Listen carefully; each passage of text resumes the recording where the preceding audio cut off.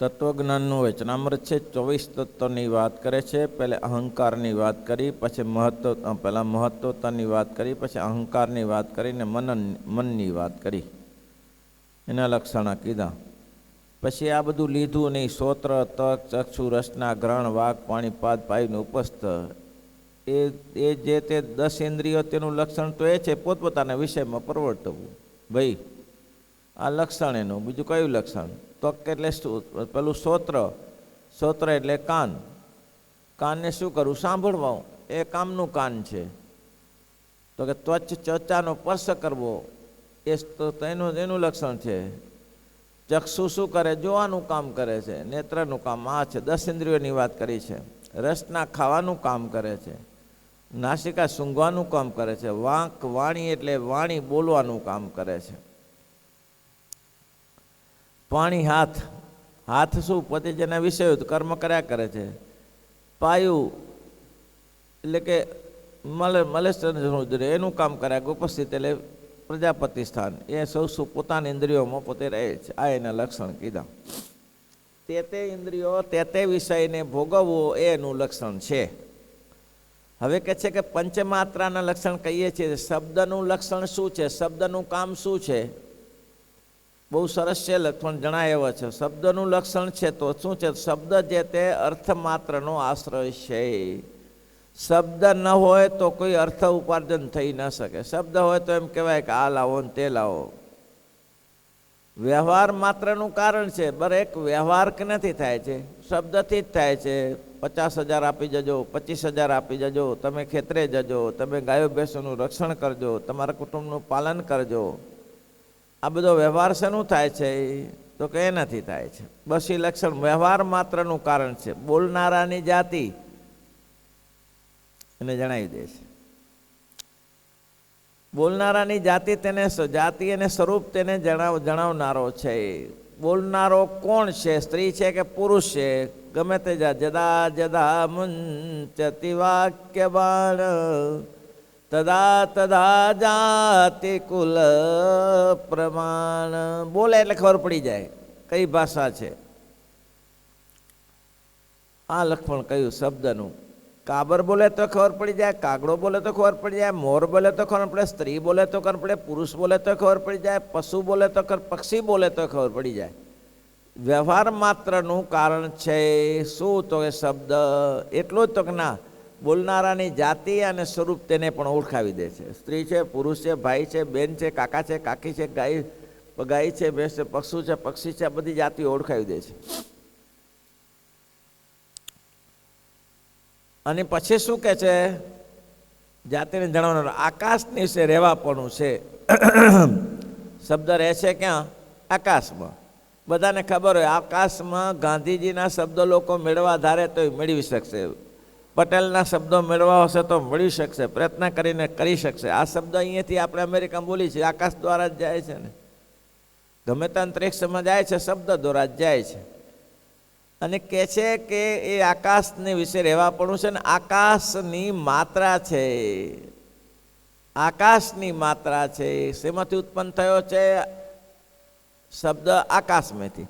એટલે આકાશની માત્રા છે. અને શ્રોત્ર ઇન્દ્રિય કરીને ગ્રહણ કરવામાં આવે છે. એ શબ્દનું લક્ષણ છે. શબ્દ ક્યાંથી સંભળાય? નાસિકાથી સંભળાય. શબ્દ ક્યાંથી સંભળાય? કાનથી સંભળાય. માટે શ્રોત્ર ઇન્દ્રિય કરીને ગ્રહણ કરવામાં આવે એવું છે. આ લક્ષણ કીધું. મેં કીધું ને લક્ષણ એવું હોવું જોઈએ કે બીજામાં ના જવું જોઈએ. એકથી બીજામાં લક્ષણ ગો શાસનાદિ લક્ષણ એ લક્ષણ થાય. દ્વિસંગત્વમ ગોરલક્ષણ ના કહેવાય. ચતુર્પાદમ ગોરલક્ષણમ ના કહેવાય. 4 પગવાળી હોય તો ગાય કહેવાય. એની ભેંસના 4 પગ હોય છે. દો સિંગત્વમ 2 શિંગડાવાળી હોય તો ગાય કહેવાય. એ તો ભેંસના હોય છે, દરેકને હોય. તો એનાથી લક્ષણ ઘટિત ના થાય. ગોશ્વાસનાદિ મત્વમ, ગાયને નીચે ગોકમલ લટકતું હોય એ જ ગાય કહેવાય. એ ચપને ગાયને માન્યતા ન અપાય. ગીર અને કોન્ક્રેટ 2 ગાયો જ કહેવાય. એટલે કે જેનું લક્ષણ કરીએ છીએ લક્ષણ પૂરેપૂરું થવું જોઈએ. એ લક્ષણ જોઈને લોકો ઓળખી જાય કે આ માણસ આ જ છે. કેટલા ઉપમા આપી? જો શબ્દનું તો જો શબ્દનું લક્ષણ તો એ છે શબ્દ જે તે અર્થ માત્રનો આશ્રય છે. એ શબ્દ ન હોય તો તમે અર્થનો વ્યવહાર ન કરી શકો. 50,000 લાવો ને 25,000 લાવો એ કરી ન શકો. વ્યવહાર માત્રનું કારણ છે નાનો મોટો, છોકરા છોકરી, વહુ ભાવું ભવેરું બધું વ્યવહાર કરવાનું સાધન છે. 2 બોલનારાની જાતિ અને સ્વરૂપ તેને જણાવી દેનાર છે. 3 બોલનારાની જાતિને બધું ગણાવી દેનારો છે. આકાશની વિશે રહેવાપણું છે. 4 આકાશની તન્માત્રા છે. 5 અને શ્રોત્રેન્દ્રિય કરીને ગ્રહણ કરવામાં આવે છે. એ શબ્દનું લક્ષણ છે. શબ્દ કોને કહેવાય? તો કાને શબ્દ કહેવાય. આપણે બધું શાસ્ત્રની રીતે ના જાણતા હોય, બાકી શબ્દ માત્રને આપણે બધાને ખબર જ હોય શબ્દ એટલે શું છે. પછી પર્સનું લક્ષણ કરે છે. પર્સ એટલે પર્સ ઘનશ્યામ પર્સ હા અડું પર્સ છે. એ પર્સનું શું લક્ષણ છે તો કહીએ છીએ જે પર્સ છે તે વાયુની તન્માત્રા છે. વાયુમાંથી પર્સનો ઉત્પત્તિ. વાયુ જ ન હોય તો પર્સ તમારો કોઈ કરી જ ના, અનેથી ખબરથી વાસુથી જ ખબર પડે. વાયુ વાય છે એટલે માથે પર્સની ખબર પડે. કોમળપણું છે. પર્સમાં કોમળપણું છે ને. પર્સમાં કોમળપણું હોય. હે ભાઈ આને કોમળપણું કીધું તો પ્રિયદર્શન કોમળપણું. કોમળ એટલે પોચાપણું હોય. પર્સમાં પોચાપણું હોય ને. તમારું શું મંતવ્ય? એટલે કે એ કોમળપણું કહેવાથી એનું લક્ષણ પૂરું નહીં થાય. પર્સ કોમળે હોય, કોઈનો હાથ પકડી તો કોમળે હોય, તો પથરો પકડો તો કાઠો ન હોય, તો શું હોય? તો કહે છે કઠણપણું. કોમળપણું ને કઠણપણું પણ છે, ઠંડાપણું પણ છે. પર્સ લાગે તમે ઠંડો લાગે, સરસ પંખો નાખીએ તો ઠંડાપણું પણ છે. શીતળ છે. શું કહે છે? શીતળ છે, ઠંડ પણ છે, કઠણપણું છે, શીતળપણું છે, અને પછી ઉષ્ણપણું પણ. પાણી ગરમ કરે તો ગરમ થઈ જાય, તો પર્સ ગરમ, પાણી ગરમ હોય તો પર્સ ગરમ થઈ જાય. અને ત્વચાએ કરીને ગ્રહણ કરવામાં આવે એ પર્સનું લક્ષણ છે. પર્સ શેનાથી ગ્રહણ કરવામાં આવે? ત્વચાથી, ચામડીથી. તે એકબીજાને હાથ લગાડો, પગ લગાડો તો ગ્રહણ કરવામાં આવે. પર્સનું લક્ષણ છે. હવે રૂપનું લક્ષણ કહીએ છીએ જે પદાર્થ માત્રના આકારને જણાવી દેવાપણું અને પદાર્થ વિશે ગૌણપણે રહેવાપણું. ભાઈ પદાર્થ માત્રને જણાવી દેવાપણું શેનું રૂપ લક્ષણ કરે છે? શેનું છે લક્ષણ? કેવી રીતે જણાવી દે? બોલો. પદાર્થ માત્રને જણાવ્યું કેવી રીતે? આ રૂપનું લક્ષણ કર્યું કે પદાર્થ માત્રને જણાવી દેવાપણું. કેવી રીતે રૂપ જણાવી દે? હે શું કર્યું?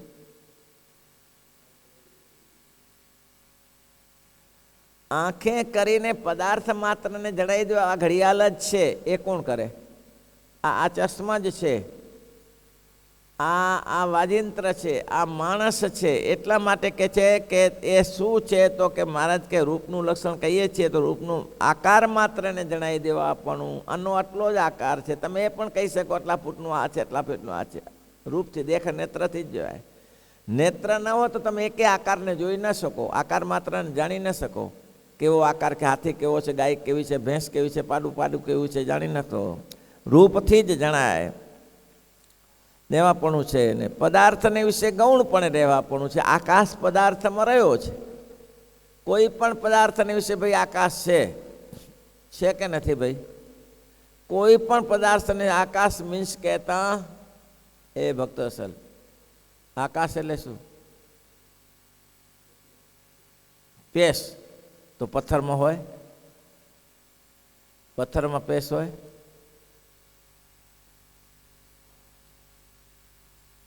પથ્થરમાં હોય કે ના હોય? કેમ દેખાય? કઠણ છે ને એવું. કોઈ પણ વસ્તુમાં, કોઈ પણ વસ્તુમાં એટલું ધ્યાન રાખવાનું કે એ ગૌણપણે દરેકમાં અવકાશ છે. દરેક ગૌણપણે દરેકની અંદર રહેલું છે. એવું કોઈ જગ્યા નથી કે એમાં એનો રહેલો ન હોય. ગૌણપણે રહેવા પણ રૂપની અંદર. અને તે પદાર્થની રચના કરીને પરિણામપણું છે. પદાર્થની જે રચનાનું પરિણામ એટલે આ માપપણું, આટલું આ છે, આટલા માપનું આ છે, એ નેત્ર બતાવી દે. પદાર્થ માત્રનું પરિણામ પણ એ જ કરી શકે છે. ગૌણ પણ રહે છે, પરિણામ કરે છે. તેજનું તન્માત્રાપણું છે. રૂપ છે એ તેજનું તન્માત્રા. રૂપ ન હોય, આંખ ન હોય તો તમે કોઈ વસ્તુનો માપ ન કરી શકો. આ વસ્તુ આના જેવી છે, આ વસ્તુ આના જેવી છે, કહી ન શકો. એ રૂપનું રૂપ તન્માત્રાપણું છે. ચક્ષુ ઇન્દ્રિય કરીને ગ્રહણ કરવાપણું છે. રૂપ જોવાય છે નથી તો કે નેત્રથી જોવાય, રૂપપણું છે. હવે રસનું લક્ષણ કહીએ છીએ. રસ કેવો છે? મધુર છે, ખાટો છે, તીખો છે, કડવો છે. આ બધા રસના લક્ષણ છે. રસ કેવો હોય? તુરો હોય, કડવો હોય, ખાટો હોય, તીખો હોય, એ બધા લક્ષણ કીધા. હવે રસનું લક્ષણ કહીએ છીએ જે મધુરપણું, તીખાપણું. મધુર એટલે મીઠાશવાળું, તીખાપણું, કસાયેલાપણું, કસાઈ ગયું કોઈ તો એનો વાસ દુર્ગંધ આવતી. કસાયેલાપણું, કડવાપણું, ખારું લાગે લીમડાનું જળ છે, એ રૂપનું રૂપપણું છે. હવે રસનું લક્ષણ કહીએ તન્માત્રાપણું. કેવાપણું કીધું ભાઈ? રસનું લક્ષણ કહીએ છીએ જે મધુરપણું, તીખાપણું, કસાયેલાપણું, કડવાપણું, ખાટાપણું, ખારાપણું, જળનું અને જળનું તન્માત્રાપણું છે. રસની ઉત્પત્તિ છે જળમાંથી. બધા લક્ષણ સમજાય જ છે, કોઈ એવો કાઠા કામ નથી. વાંચવું પડે, વાંચી લો તો સમજાય એવું જ છે બધું. અને રસના ઇન્દ્રિય કરીને ગ્રહણ કરાય છે. જીવવાથી જ એ રસ ગ્રહણ કરાય. હાથને અડાડો તો જીવાથી સ્વાદ ના આવે. હાથને અડાડો, રસ કેરીનો રસ હાથને અડાડો તો શું ફેર પડે? સ્પર્શનું જ્ઞાન થયું. પણ જીવામાં નાખો, મોઢામાં નાખો, જીભ જ્યારે અડે ત્યારે કરે બહુ સરસ છે, બહુ સરસ. ઘીને નાખેલું, ખાંડ નાખેલી છે, સરસ છે. એ રસનું રસ છે, ઇન્દ્રિયગ્રહણ કરાવો. હવે ગંધનું લક્ષણ કહીએ છીએ સુગંધપણું. ગંધમાં શું છે? સુગંધ છે, દુર્ગંધ નહીં. દુર્ગંધ નથી ગંધમાં. તો કે ગંધમાં દુર્ગંધ બી હોય અને સુગંધ બી હોય, એટલે બે લક્ષણ બતાવ્યા. હવે ગંધનું લક્ષણ કહે છે સુગંધપણું, દુર્ગંધપણું. સુગંધ પણ ગંધમાંથી આવે, દુર્ગંધ પણ ગંધમાંથી આવે. અને પૃથ્વીનું તન્માત્રાપણું. ઘ્રાણેન્દ્રિય કરીને ગ્રહણ કરો. પૃથ્વીમાંથી ગંધ ઉત્પન્ન થાય છે. પૃથ્વીમાંથી જ ગંધ ઉત્પન્ન થાય, તે સિવાય બીજો કોઈ ઉપાય નથી. ગંધ ક્યાંથી ઉત્પન્ન થાય? કોઈ પણ પદાર્થ હશે, ગંધ કે સુગંધ. ગુલાબ ઉગ્યું ક્યાંથી? પૃથ્વીમાંથી. પશુ ક્યાં મરી ગયું? તો પૃથ્વીમાં મરી ગયું. તો પૃથ્વીમાંથી જ ઉત્પન્ન થાય છે. હવે ગંધનું લક્ષણ કહે છે સુગંધપણું, દુર્ગંધપણું ને પૃથ્વીનું તન્માત્રાપણું. ઘ્રાણેન્દ્રિય કરીને ગણવા કરો. એ ગંધનું ગંધપણું છે. કયા કયા લક્ષણ કીધા? કયા લક્ષણ કીધા? પહેલે કોનું કીધું લક્ષણ? પહેલે મહત્તત્વની વાત કરી, પછી અહંકારની વાત કરી, પછી મનની વાત કરી. મને કરીને શું કરાય? પછી 10 ઇન્દ્રિયોની વાત કરી કે તે ઇન્દ્રિયો તે પોતાના વિષયનું કામ કર્યા કરે છે. તો ત્વચા છે એનું કામ કરે, સ્પર્શ એનું કામ કરે, ત્વચા એનું કામ કરે, ઘ્રાણેન્દ્રિયનું કામ.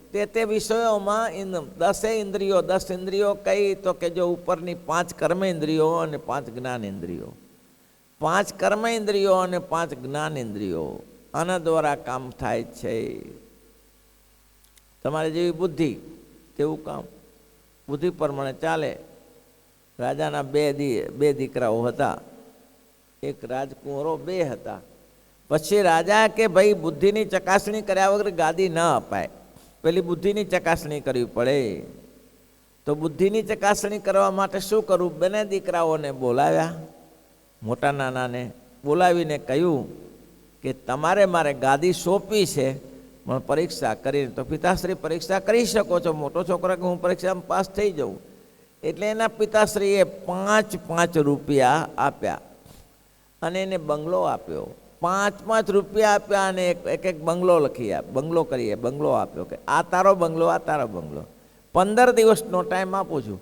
15 દિવસમાં આ 5 રૂપિયામાં બંગલો જે ભરી દે તેને ગાદી આપવામાં આવશે.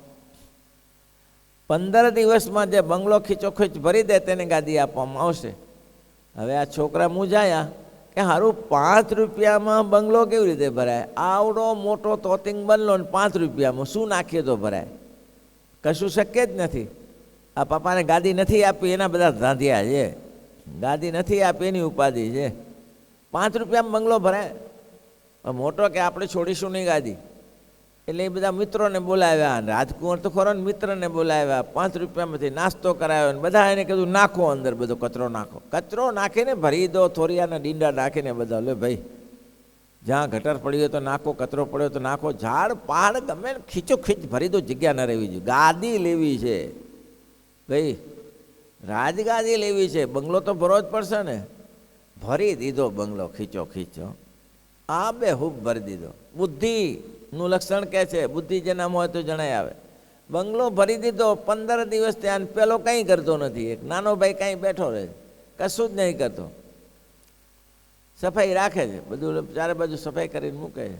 15 દિવસ એના પિતાશ્રી મહારાજા મંત્રીઓની સાથે જ્યારે જોવા માટે ગયા કે કયો પુત્ર બુદ્ધિશાળી છે ને ગાદી સોંપીએ, ત્યારે પહેલો પુત્ર હતો એ આખો બંગલો ખીચોખીચ ભરી દીધો, કચરા દુર્ગંધ આ બધું અંદર. હવે આવી 15 દિવસથી બધું હળતું હોય, દરવાજો ખોલ્યો એવી ખોટી બુદ્ધબુ આવે, દુર્ગંધ આવે. અને એવા એના પિતાશ્રી કે જણા મૂર્ખ, આ ભરવાનું કહ્યું હતું તને?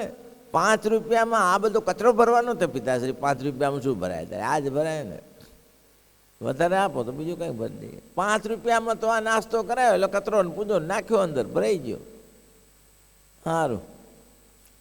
નાના દીકરા પાસે જઈને કહ્યું કે બેટા તે શું કર્યું? તો કે મેં બંગલો ભરી દીધો આખો. અરે આખે આખો.